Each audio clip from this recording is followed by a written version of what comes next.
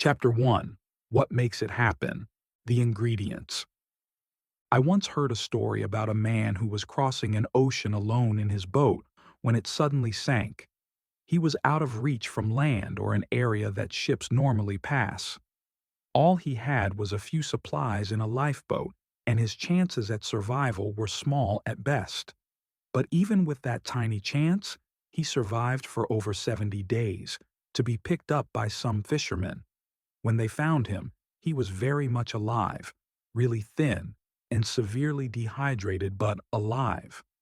I read how he survived by catching fish, constantly pumping air into the lifeboat, and making a solar still to create fresh water. Interesting stuff, but what is fascinating, really fascinating, was how he kept himself going when he must have thought all hope for rescue was lost. Lost in the middle of an ocean, little to no fresh water, food was hit and miss, exhausted from keeping his boat afloat, but he kept going.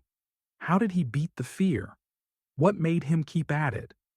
Do you think he might have thought about his next sip of wine or being with the people he loves most that kept him going?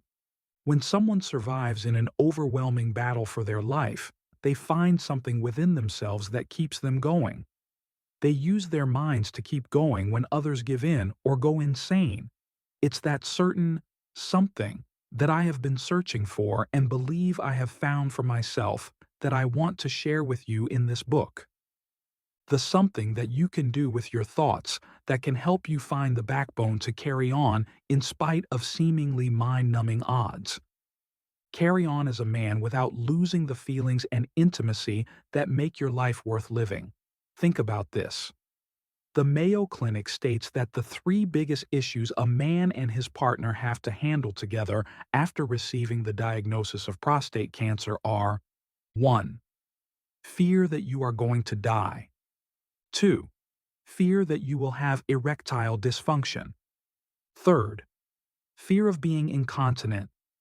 Notice how all three start with the word fear?